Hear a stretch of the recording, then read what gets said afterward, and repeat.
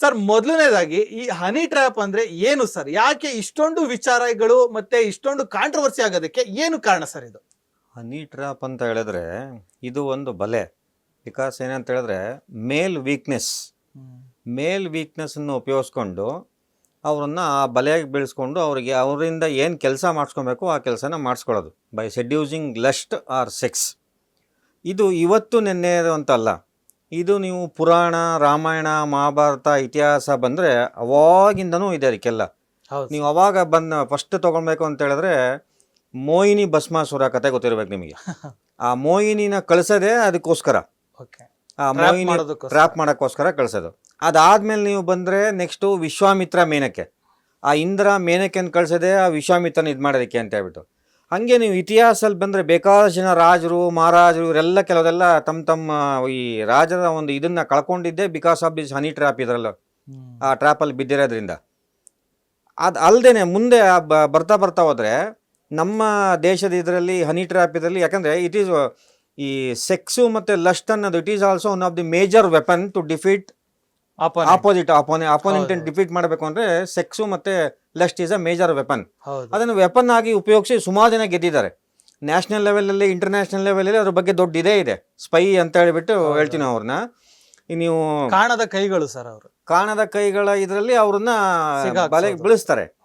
ಇವರು ಆ ಬಲೆಗೆ ಬಿದ್ದಿದ್ದಾರೆ. ಸುಮಾರು ಜನ ಬೇಕಾದಷ್ಟು ಪ್ರೈಮ್ ಮಿನಿಸ್ಟರ್ ಬಿದ್ದಿದ್ದಾರೆ, ಪ್ರೆಸಿಡೆಂಟ್ ಬಿದ್ದಿದ್ದಾರೆ, ಜಡ್ಜಸ್ ಬಿದ್ದಿದ್ದಾರೆ, ಸುಮಾರು ಜನ ಎಲ್ಲ ಈ ಬಲೆ ಒಳಗಡೆ ಬಿದ್ದಿದ್ದಾರೆ. ಯಾಕಂದರೆ ಯಾವುದೇ ಒಂದು ಜೀವಿನ ಅದನ್ನು ಇದು ಮಾಡಬೇಕಂದ್ರೆ ಅದನ್ನ ಟ್ರ್ಯಾಪೇ ಮಾಡಬೇಕು. ಮೀನು ಹಿಡಿಯೋಕೆ ಒಂದು ಟ್ರ್ಯಾಪ್ ಇದೆ, ಪ್ರಾಣಿಗಳನ್ನ ಹಿಡಿಯೋಕೆ ಒಂದು ಟ್ರ್ಯಾಪ್ ಇದೆ. ಹಂಗೆ ಈ ಮೇಲ್ ಅನ್ನೋದು ಒಂಥರ ಒಂದು ಅನಿಮಲ್ ಇದ್ದಂಗೆ ಇವ್ರನ್ನ ಟ್ರ್ಯಾಪ್ ಮಾಡಬೇಕು ಅಂದ್ರೆ ಇವ್ರನ್ನ ಯಾರು ತೋರಿಸ್ರೆ ಮಾತ್ರ ಟ್ರ್ಯಾಪ್ ಆಗೋದು ಅಂತ ಅದೊಂದು ಬೇಸಿಕಲಿ ಒಂದು ಎಲ್ಲರೂ ಇದೆ, ಇನ್ಸ್ಟಿಂಕ್ಟ್ ಅದು.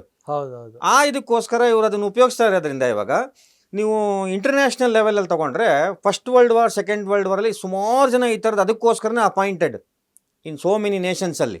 ಅದರಲ್ಲೂ ಮಿಲಿಟರಿಯಲ್ಲೂ ಕೂಡ ಸಾಕಷ್ಟು ಆಗಿರುವಂತದ್ದು ನೋಡಿದೀವಿ. ಮಿಲಿಟರಿಯಲ್ಲೂ ಬೇಕಾದಷ್ಟು ಜನ ಇದ್ದಾರೆ.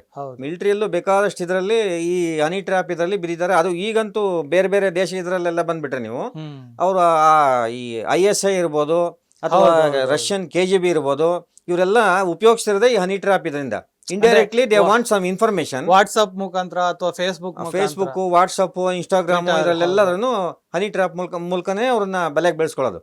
ಬಿಕಾಸ್ ಅವರು ಇಂಟ್ಯಾಂಜಿಬಲ್ ಆಗಿ ಕಾಣದೇ ಇರೋ ಥರ ಬರ್ತಾರೆ. ಫಸ್ಟು ಫ್ರೆಂಡ್ಲಿ ಅಪ್ರೋಚು ಎಲ್ಲ ಮಾಡ್ಕೊಂಡು ಬರ್ತಾರೆ. ಆಮೇಲೆ ಇವ್ರ ಹತ್ರ ಇನ್ಫಾರ್ಮೇಶನ್ ಮಾಡಿಸೋದ್ರೆ ಇದರಲ್ಲಿ ಇದರಲ್ಲಿ ಹೇಳ್ಬೇಕಂದ್ರೆ ನಮ್ಮ ಅಫಿಷಿಯಲ್ ಸೀಕ್ರೆಟ್ಸ್ ಆಕ್ಟ್ಸ್ ಬರುತ್ತೆ ಇದರಲ್ಲಿ.